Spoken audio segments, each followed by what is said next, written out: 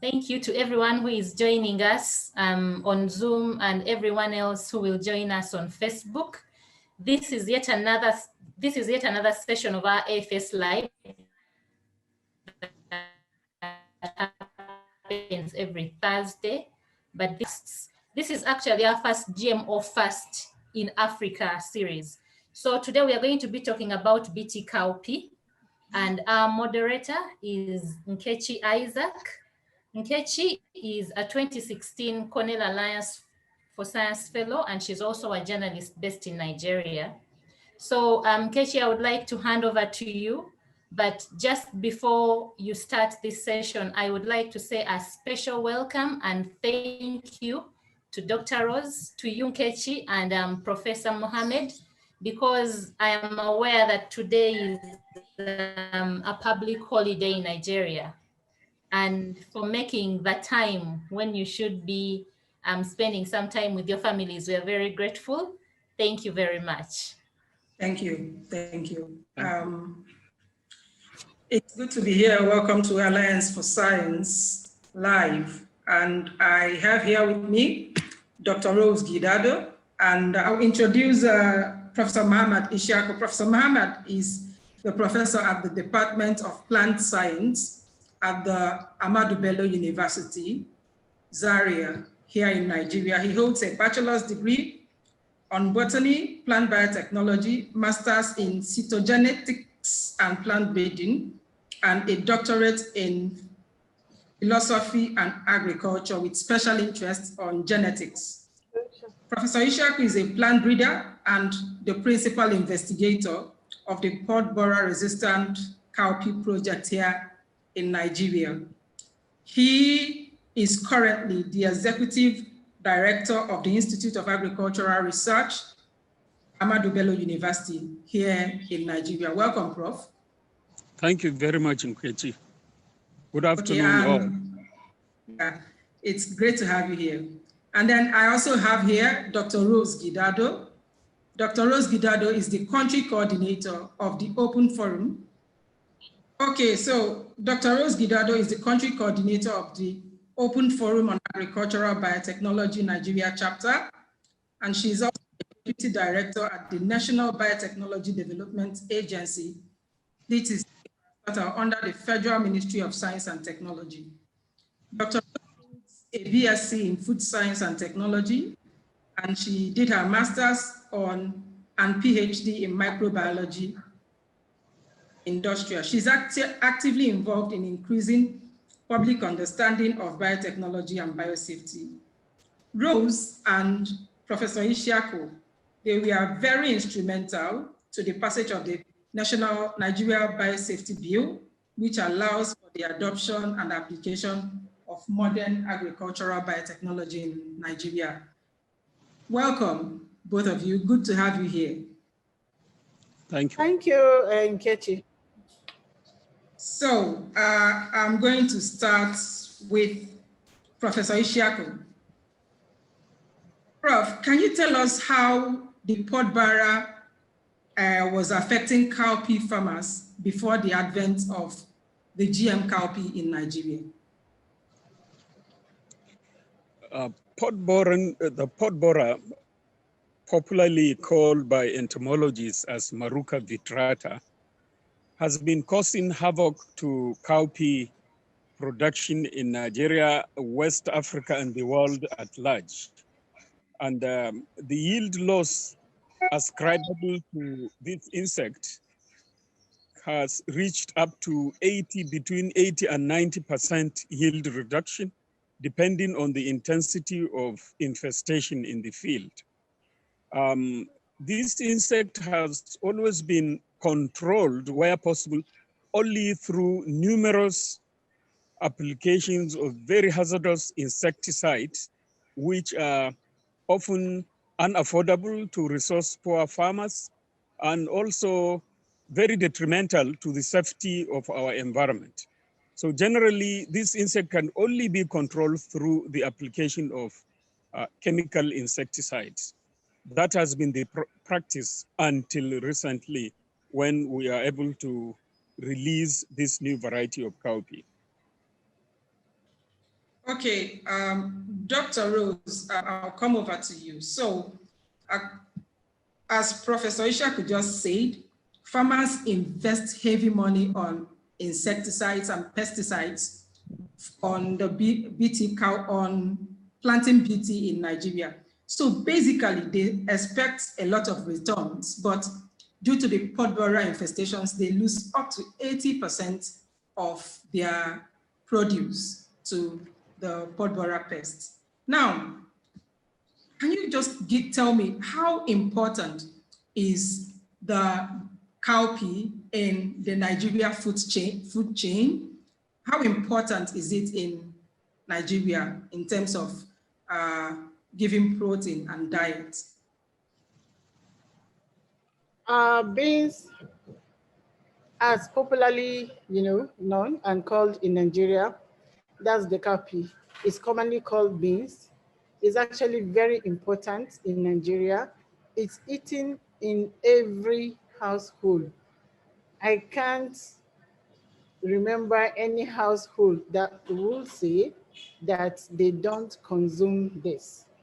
It's a source of protein, that's plant protein, and the protein content is, it's high, and those proteins contain essential amino acids, which are very, very vital to the body, to infants, to lactating mothers, to pregnant mothers, to children, even like the adults. It's also very, very important to the diabetic patients, and then to those who have arthritis, who are placed on, low carbohydrate food.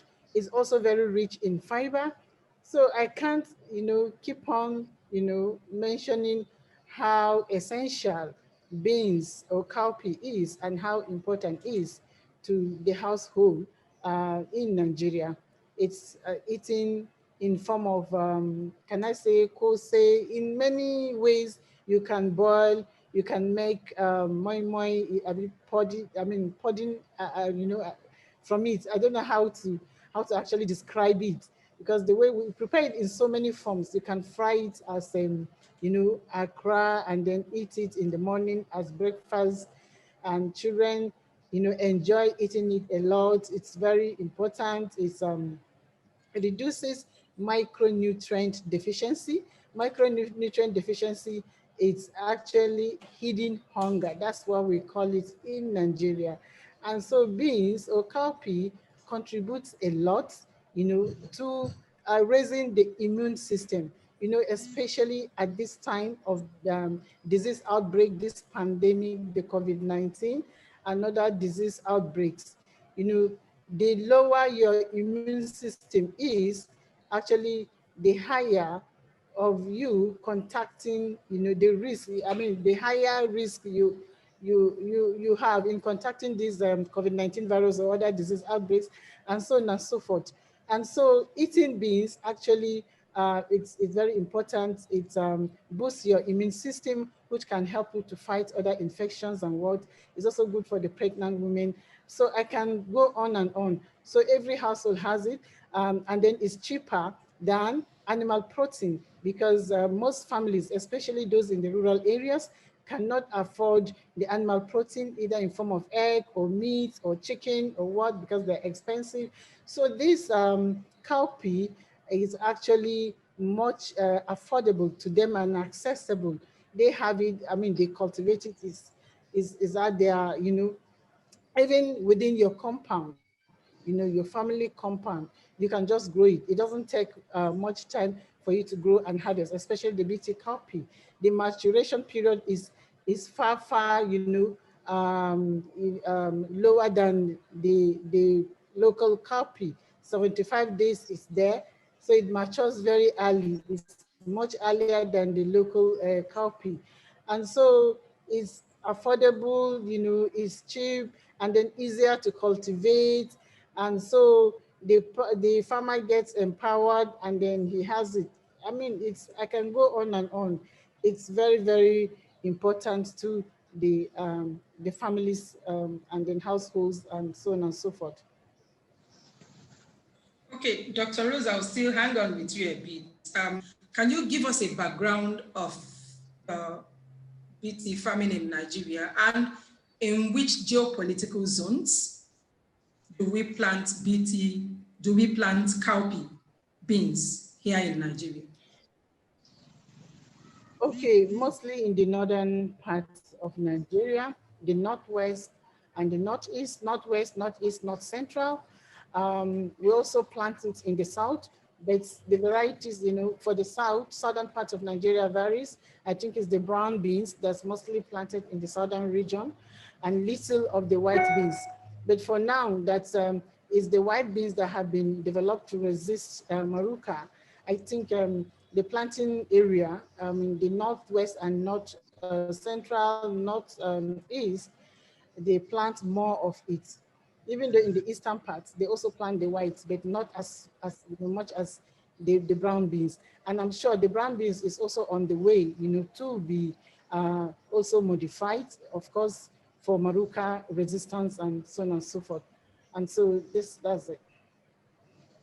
Okay, awesome. Prof, I will come back to you, Professor Ishiyaku. You were the principal investigator of the BT cowpea here in Nigeria. Now, can you just give us a quick update of the current status of the BT cowpea? Well, let me start by saying that cowpea can actually grow all over Nigeria, depending on the time. All that cowpea requires is at least 3 weeks of dry period that allows the pods to mature and dry. In addition to the time when it should enjoy relative moisture and not flooded planting place, well-drained soil, then cowpea can grow anywhere in the country. But it is more prone to diseases in the south when they are planted in the middle of the very heavy rain. Otherwise, all over Nigeria, you can grow cowpea. And just like Dr. Gidado has said, cowpea is a favorite of virtually all Nigerians. So the status of the BT cowpea is that maybe I should start from the level after we had garnered the release of the variety, which is called Sampi 20T. That is the name given to the released variety. After we had conducted all the series of processes that is required, ranging from the laboratory stage when we generated the seedlings and then went into confined evaluation and tested the resistance, confirmed what we had in the laboratory, went to different places in the country, evaluated the performance, and then after confirming the performance, we took the data to the Nigerian agency that is responsible for giving clearance to the commercialization of GM crops, which is the National Biosafety Management Agency. So that license was granted to us, a license for approval to grow it anywhere in the country.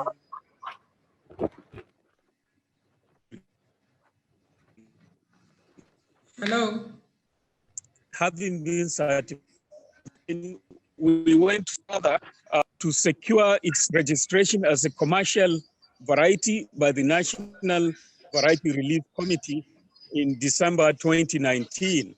And after that, we are now at the stage of, as I was saying, I said from the level when it was approved as a registered variety, it is known as Sampi 20T. The Sampi 20T is now being multiplied in different locations together with our outgrowing farmers in 27 different places. So the status is such that we are accumulating close to 12 tons of foundation seed, which will be sold to different seed companies. We have selected companies that will be engaged in trading of the seed to grow certified seeds, which will be sold to farmers in the coming rainy season. That is the status. Okay. Dr. Rose, do you have anything to add to that? Being in the government sector, I mean, the processes that the BT Cowpea had to go through before its approval. Yeah, just like the principal investigator had already mentioned about the processes it went through. It went through a lot of scrutiny for 10 years. The project started in 2009, I think sometime around March or May. Prof is here to confirm. They obtained accreditation of their facilities, and then they went into, the accreditation was actually given by the Biosafety, the National Biosafety Committee, NBC, then under the Federal Ministry of the Environment. Now we have the National Biosafety Management Agency. So they gave the accreditation, and then containment trial began, and that was about integration of the gene into our farmers' preferred variety.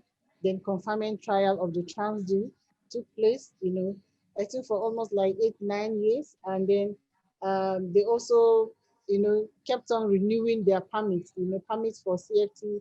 The CFT went on for so many years, I think almost 8 years and so. And in the CFT, of course, you have the genetic confinement, material confinement, and then gene efficacy was tested, and the gene was found to be efficacious. And after that, I think multi-locational trials on the farmers field, that's farmer managed trials, where the farmers grew the cowpea, the modified cowpea, alongside with their own local varieties, and they confirmed and they were happy that actually in terms of yield and insect resistance, the cowpea was better because there were fewer sprays, from 8 sprays down to 2 sprays, and they saw that the yield was higher. I think there was 20% yield increase. And so food and feed safety, environmental risk assessment were all carried out. And so before it finally came down to deregulation, the total data, the data that was actually accrued from all the regulatory processes were put together and submitted to NBME, and then application was filed in for deregulation, and there we landed. It was finally deregulated. The data were okayed by the National Biosafety Management Agency, which is the competent authority on biosafety in Nigeria, and then it got deregulated, and then they now applied for took it to the National Varietal Release Committee in Ibadan. They also sat on it, I think, after doing national performance trial. The national performance trials, I think, was carried out in more than 10 states and on farmers' field, just to enhance adoption by farmers. Farmers are practical people. They have to, confirm that what you're giving them is better than what they have, in all ramifications. And that was actually confirmed, and this did. And then the Varietal Release Committee also gave their own approval for commercial release. And here we are now. I think this year, another demonstration trials are also going on nationally, still on farmers' field. So farmers already have access to this.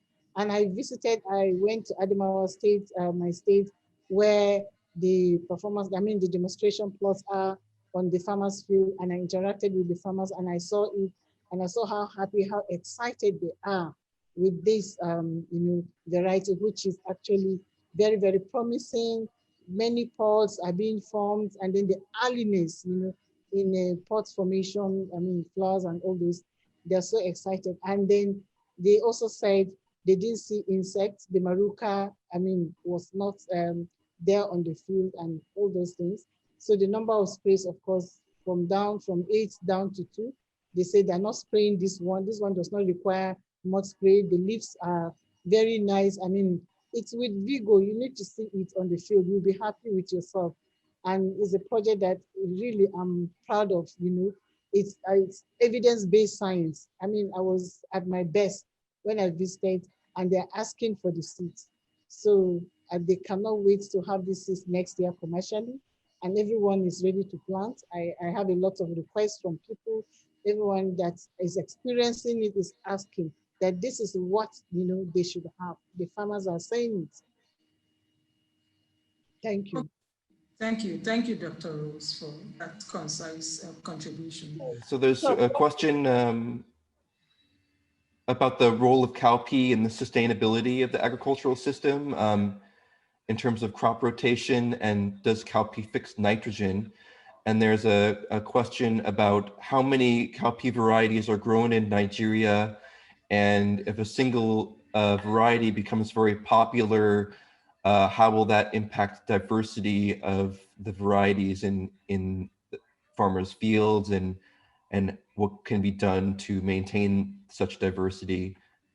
Is there any response to those questions? Okay. Okay. How many cowpea varieties are grown in Nigeria? Wow. I think Professor Ishaku is in a better position. I can just say, maybe from my own, experience, I know that the cowpea varieties are many. There are many. We have the brown cowpea. The two main varieties are actually the brown cowpea and the white cowpea. The white one with the black, eyes or whatever.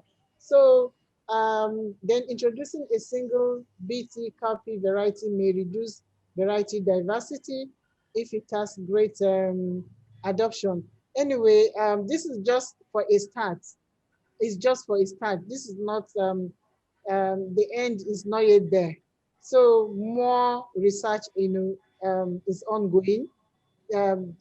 Presently, there is another variety that will come on with stack traits. It's going to have the Cry2AB gene to strengthen it, to strengthen what is there, because the present one is a single gene. And that's just a start to see how it will go. But now that we've seen that it's actually quite successful. So, and people are asking for more. So of course, the best to do is to double the gene so that resistance to the Maruca vitrata will actually get stronger. And so that's it. So many more will come on board. More varieties, of course, will be modified, so that we don't get limited to just one single variety or so. So plans are, ongoing to do more modification and more improvement in the seeds and so on and so forth, so that the adoption, of course, will grow wider and wider. So the plan to maintain variety diversity, I think I've talked about it. I think what I just said, of course, because we have more plans, more projects in this area, I know more projects are coming on board so that we can have diversity in varieties. And then we don't actually want to put the local varieties out of, even though these ones have become local varieties, because they are actually our own local varieties, the farmers' preferred varieties that were modified. So it's not actually a local, a foreign, or exotic cowpea varieties, actually the local ones that are being improved upon. Genetic improvement is actually the mandate of the IAR, the Institute for Agricultural Research. And so, because if you have to do everything, because other people are complaining, they're talking about sovereignty, food sovereignty and what, this is not meant to phase out the parent varieties. The parent lines will still be maintained in case you don't want to actually use the modified or to plant the modified varieties. You can still maintain, you can still go for your house, still have access to your local varieties. What about the cost of the seed? The cost of the seed will actually be determined by the seed companies, the local seed companies are actually the ones who will determine the cost of the seed, but it's going to be affordable.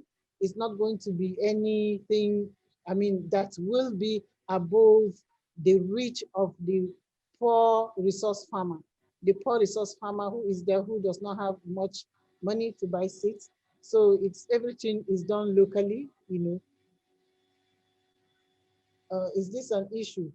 What about the cost of the seed and availability? The seeds will be available, of course. This year, what the farmers are doing are actually producing the seeds. The seeds are not the ones that are being controlled, going to be controlled by multinational companies or what, seed companies or what. Everything is domesticated. Everything is in our country by our local scientists. And then the business will also be taken by our local seed companies. And so the price of the seed will be controlled by our local people and will not be above means. What about other Rose, characteristics? I have a quick question for you, Dr. Rose. Dr. Rose, can you hear me? Yes, I can hear you. Okay, now, who pushed for the development of the BT cowpea? Is it the farmers or the government? Okay, the development of the BT cowpea is actually the farmers. The motivation came from the farmers through interaction between the farmers and the breeders. The breeders are always in the farm with the farmers, and they see how the farmers are suffering, on the field. Sometimes when they cultivate, they plant, it germinates and what, as soon as leaves are being formed, flowers are being, the maruca comes, the maruca vitrata, insect larva, comes and then eats off the leaves, eats off the flowers, and then they eat off the pods. And once flower is gone, you are at nothing, and that's it. And the losses incurred, just like Professor Ishaku mentioned much earlier, that the losses could be 80 to 90%. And that is like almost everything in your farm is gone. And that is the only, means of livelihood for the farmer. That's the only thing he has. He has no any other place to run to or any other business. That is their business, that is their food, that's their everything. And once they lose everything, that's it. And the spray you have to do is almost 8 sprays, 8 number of sprays in 1 hectare. That is 1 hectare. What if you are into business farming and you have 400 hectares? So that's quite much. So a peasant farmer cannot really afford to be buying all those things. And once they spray and it rains immediately, everything is down to 0 level because the rain washes off those chemical sprays, and that's it. You are back to your maruca again, or you have to go buy, you buy. So that means the number of sprays, exceeds 8, I'm sure. That's 8 times, because that 8 times is only in 1 hectare. And if you're having 2, 3 hectares, and once it rains, it goes off. And sometimes the chemicals are fake, they're not efficacious. And most times the insects grow resistance to them. And so that is what motivated the breeders to say, how do we alleviate the suffering of these farmers? What do we do? What is the best way forward? Because we need to eat food. Beans is a very essential commodity in Nigeria. So we have to do something. And so the best was to actually go for this, for genetic modification technology, so that the farmers will have a sustainable process, of a sustainable process can be in place for them to have bountiful harvest and so on and so forth. Incorporating that gene, we're putting in the plant, in the crop, this protection against the maruca, building the seed system, improving the seed is everything, because agriculture is all about harvestable yield. If you don't have enough harvestable yield, then there's nothing for you. I mean, it's a useless thing. So the best is to find means, other ways, sustainable ways. We are talking about sustainability because our population is in the increase and all, and we have many other challenges aside from insect infestation. There are others, the global warming and what. So if we don't rise up, to these challenges, I mean, it will be overwhelmed at some point, and there'll be no food, and many people will die. So we have a question here from Peter Goebbels, which says, please, Dr. Rose, what about other characteristics like taste, marketability, price, storage capacity against weevils, drought resistance? What's your comment on this, Dr. Rose? Is there any difference? No, there's actually no difference.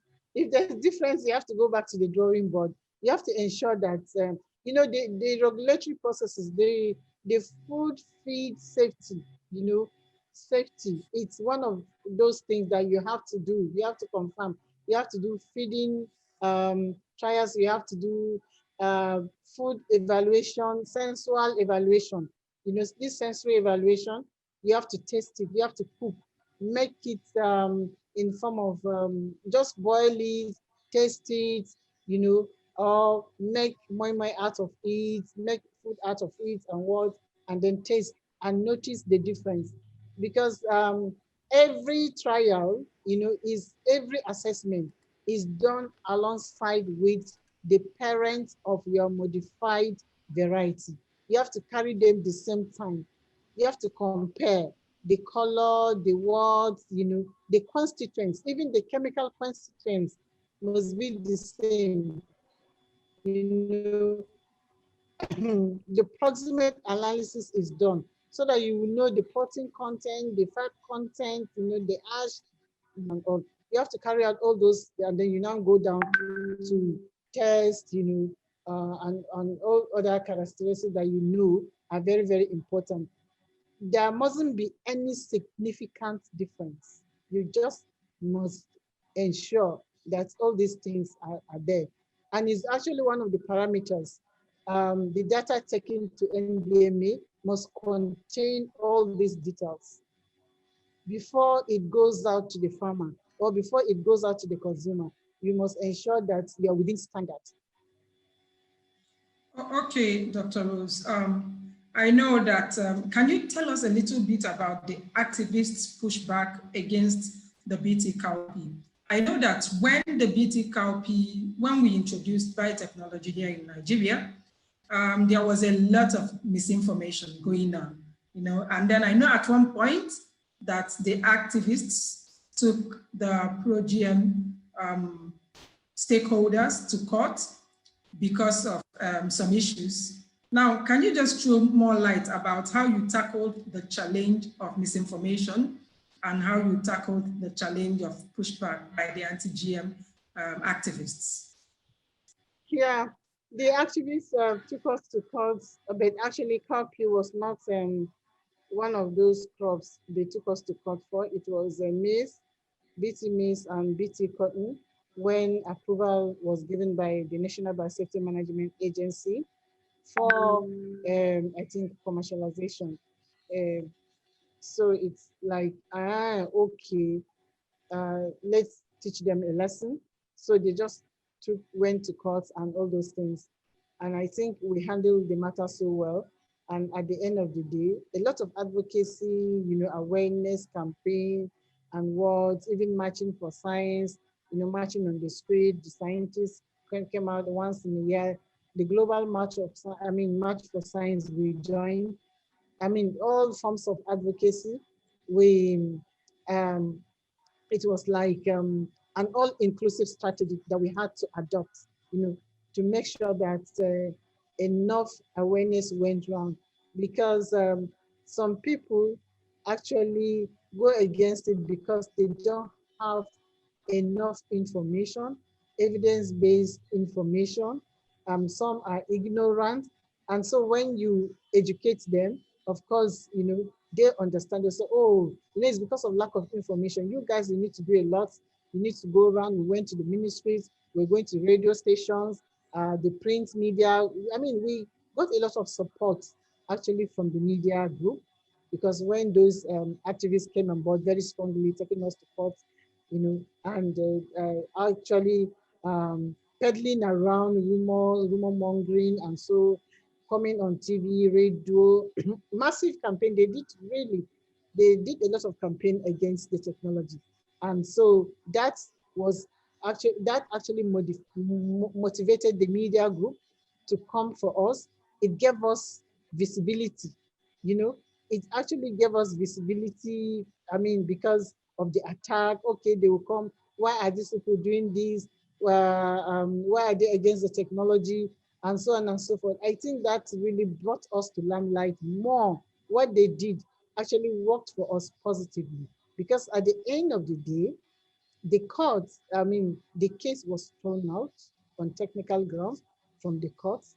We had upper hand, and many people that we went, I mean, creating awareness and what, I mean, everyone was like, okay, we actually didn't know, we didn't have this information before.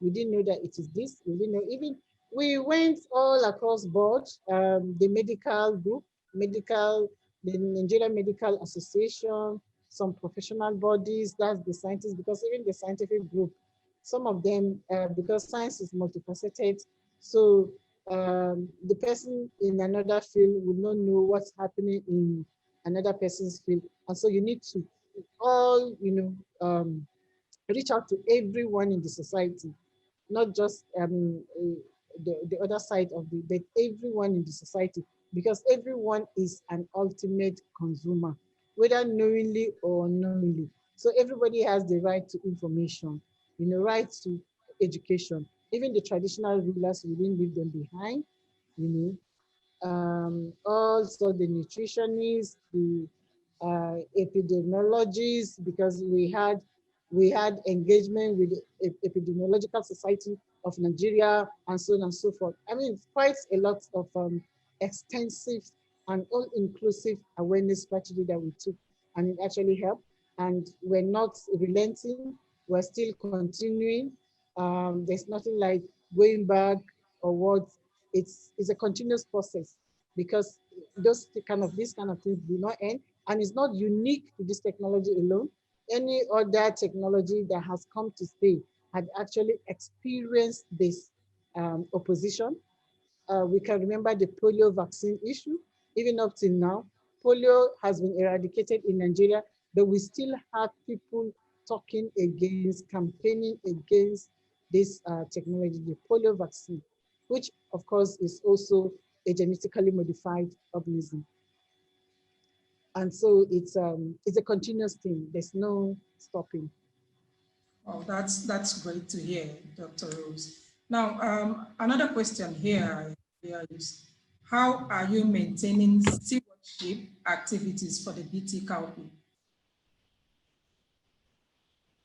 Okay, how are you maintaining stewardship activities for BT Cowpea? Okay, the stewardship plan, I think AATF has developed a stewardship plan to be able to manage it so well. Even at the commercialization level, even though it's been deregulated, we still need to monitor it. It's a baby that has been conceived, so you need to nurture the baby until, in fact, this one, there's even no end, because any issue can come up, or any misuse of this technology can come up at any time. So AATF, I think, is putting in a very strong stewardship plan, especially the insect resistant management, how farmers would manage, because even with the product at hand, the product that is efficacious against these insects, you still have to do farm management, good farm management practices, because that is actually what will make you to realize that potential yield. Without good farm management practices, it will not work. So the farmers are being taught, even the ones that are doing the demonstration trials, they were being trained, before they were given the seeds, on how they can even set up the plots, how they plant, the distance, the words, in between, one hole to the other and what. And so, and how the insect can be managed, just through number of sprays. But then there is something which is you mix the non-GM and the GM seeds. There's what we call refugia.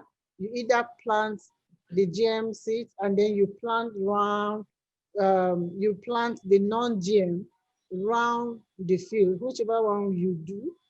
Some other people like to mix non-GM, maybe 10% non-GM or 20% non-GM in the GM seeds, so that the pressure of the insects will not be much on the GM, so as to delay, so that this issue of mutating, the genes mutating and growing resistant, would not be there. Okay, Rose, I had a question about gender and Cowpea. I was wondering about the demonstration plots, these trial farmers. Are both men and women farmers involved? And how do men and women farmers react differently to the qualities of this variety? And what are some of the different things that men and women farmers are concerned about in cowpea farming in Nigeria? Okay, I think it's both sexes. Men and women are actually involved in cowpea farming, but I think more of women, because it's actually like more of women are involved. I know that around my state, more women are involved in cowpea and even groundnuts. Men actually go for maize, rice, and all those things. But now with this modified variety, of course, even men, but I know that most of the demonstration trials have been carried on the fields of the men, more men. I haven't yet come across a female that has been given this. But I know that when the commercialization proper starts, I'm sure many women are coming for these seats and so on and so forth. It's because the seats would be affordable, would be accessible. So it's going to favor more women, because women are not, they don't have that empowerment, they don't have that empowerment, they don't have much resources. So, and this is actually is a seat that will not be expensive, it will be affordable and then accessible. And then the management of cowpea, the BT cowpea, is actually cost effective. There's no much spraying, it's only 2 sprays, and then the earliness in maturation. So it doesn't take much resources. So this will favor women more, I'm sure.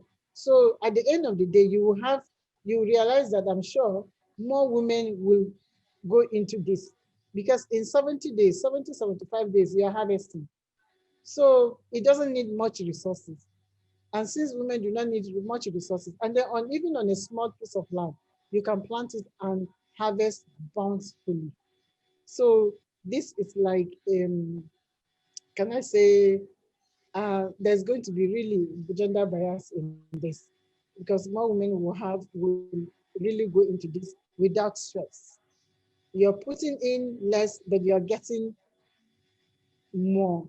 And at the end of the day, the women will get empowerment, they will get empowered, and their source of livelihood will actually improve, because most times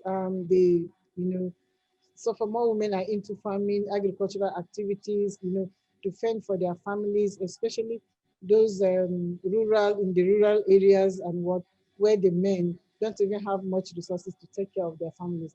But this actually makes it easier, makes it easier for business farming, because cowpea is consumed a lot in Nigeria, largely consumed. Nigeria is the largest producer and the largest consumer. So even within Nigeria alone, you can do business.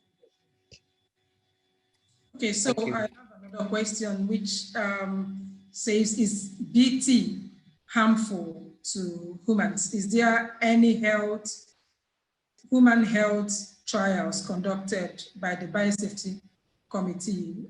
Is there any negative health effect that is associated with BT cowpea?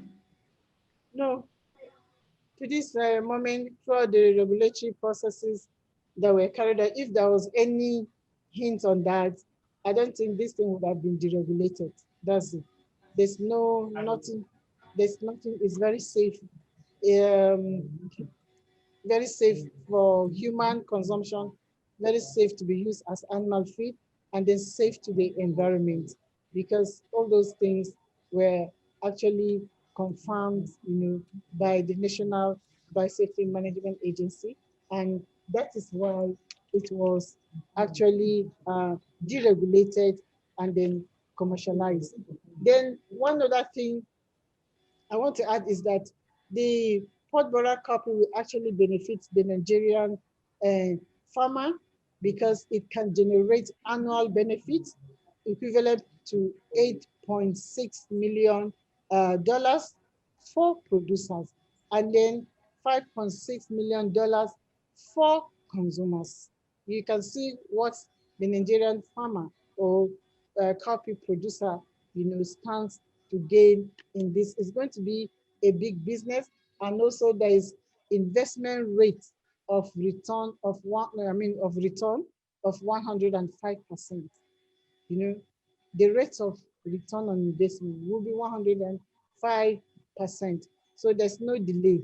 If we have any delay, we're going to go down by 54%. Any delay in adopting this and going ahead with it, there will be loss of 54%.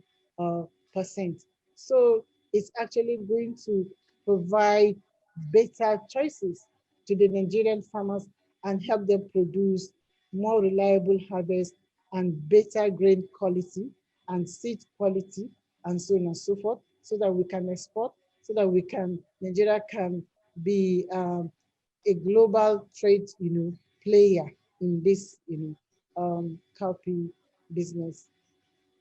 Okay, we are gradually coming to the end of this webinar, but I have another question for you, which I would have loved, Prof. Nkechi is frozen. Can you hear me? Nkechi, you are frozen. You have to launch back. Let me answer, check. Can you hear me now, Dr. Rose? Yes. Can you hear me now? Yeah, I can hear you now.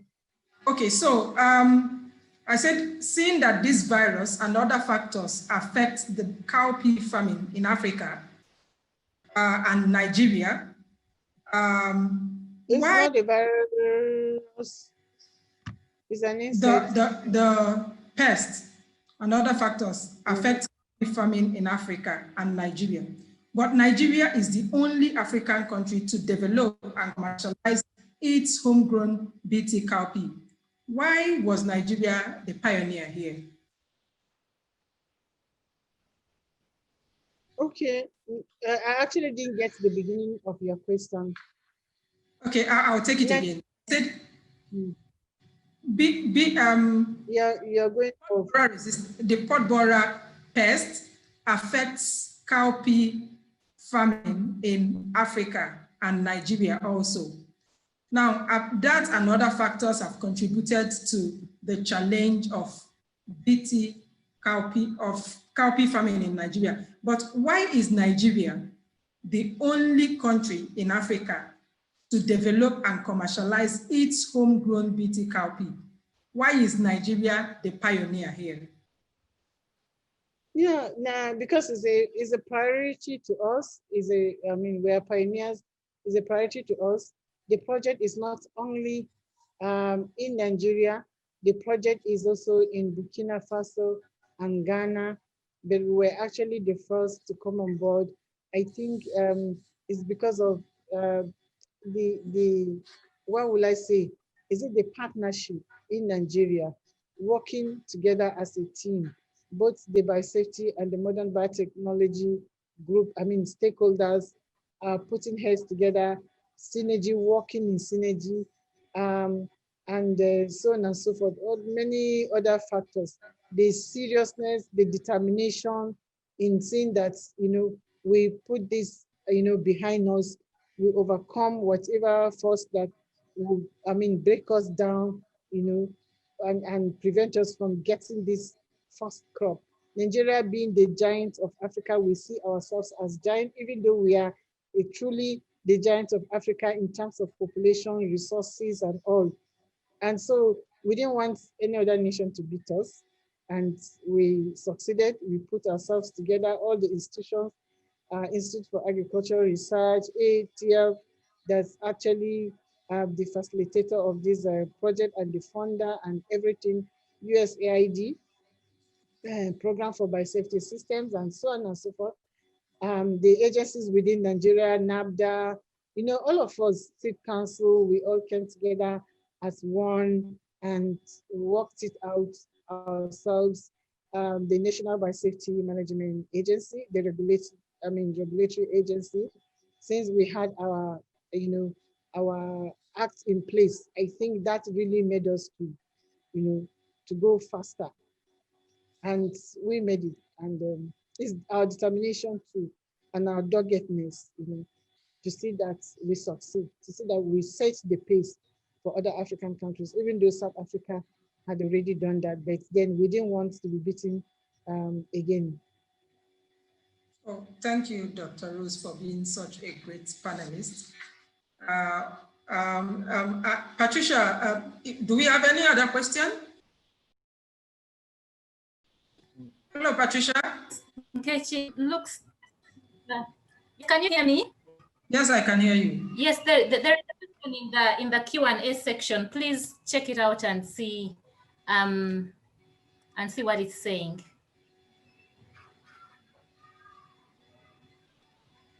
Is it from Peter Gubbins?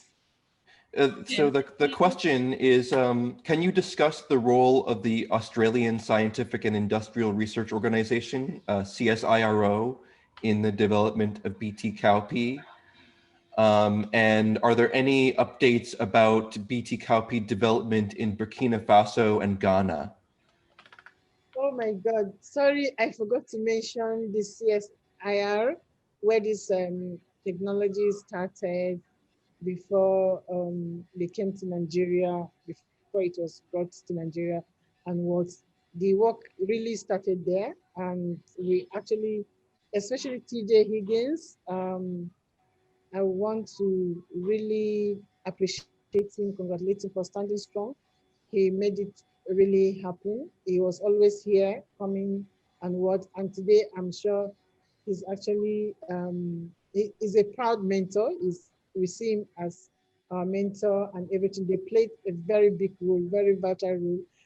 And they kept on monitoring until we got it right. And we actually got it right.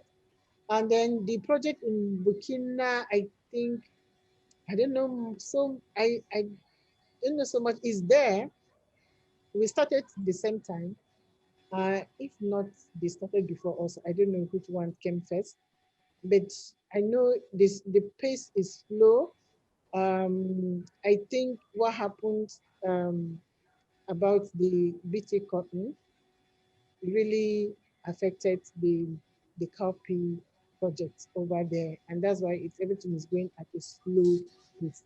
I don't have the latest information on where they are really, but I know this. I mean, that's what happened to BT cotton really affected it.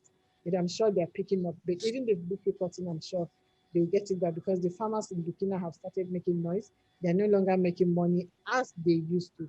It was just politics, but not the technology. The technology did not fail at all. And so in Ghana, I think Ghana is working towards deregulation of it. They've gotten almost to the final listing, and we're standing strong behind them, supporting them. They too, I'm sure, very soon it will be commercialized in Ghana. Ghana, they are very fast. They're moving very fast. And what else have I learned? No. I'll just get your final thoughts on the commercialization of the BT cowpea in Nigeria. In rounding up, how will you say the successful commercial planting of BT cowpea by Nigeria, how will it shape the adoption by other African countries? It really shaped, it's an impetus to other African countries, because why am I saying this? Whatever happens to Nigeria, you know, once Nigeria sneezes, other African countries, they catch cold.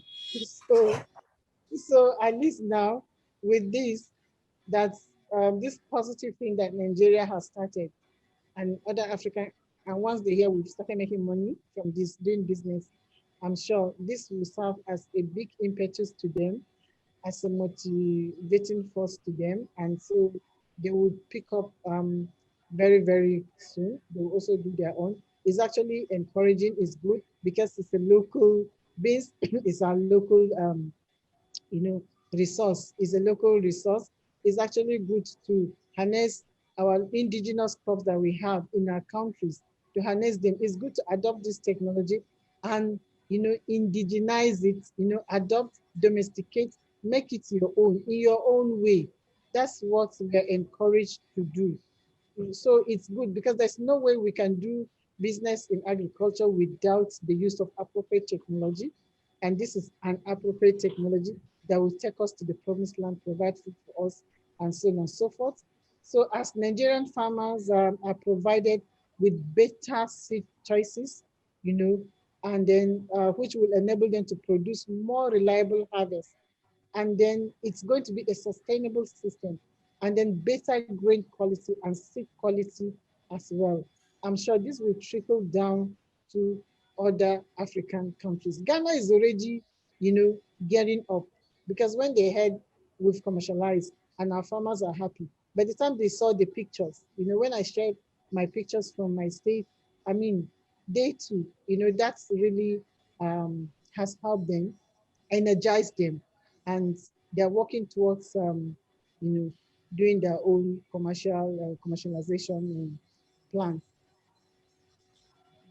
So thank you so much once again, Dr. Rose, for being such an awesome Your question? panelist.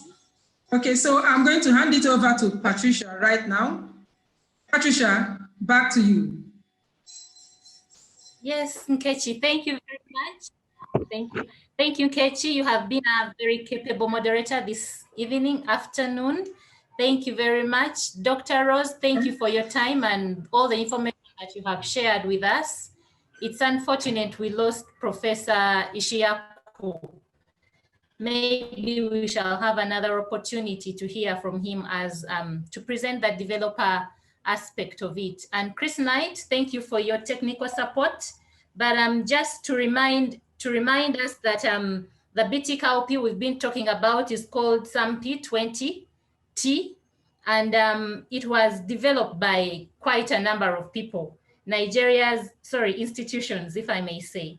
Nigeria's Institute for Agricultural Research, the National Biotechnology Development Agency, NABDA, Agricultural Research Council of Nigeria, ARCN, Australia's National Science Agency, CISRO, the Danforth Plant Center, Bayer Crop Science provided the CRY-AB or the BT gene, and they did it on a royalty-free humanitarian basis to ensure that smallholder farmers can access this seed. And ATF has been the glue that has been holding all this together. They've been coordinating all this partnership, and funding came from USAID. So we don't want to miss out anyone. We want to say thank you very much. And Nigeria, thank you for leading the way. We are just waiting for you to tell us that now farmers have started growing this cowpea, and we shall be eager consumers. Thank you, Nkechi. Thank you, Dr. Rose, and have a good evening to everyone. Thank you. Thank you, Patricia. Thank you, Dr. Rose. Good evening, all. Thank you, Patricia, and thank you, Nkechi, for Thank you very much. taking up this. And thank you, Christopher Knight. We appreciate you so well for your good conduct, all of you. This is great. We thank you. Thank you.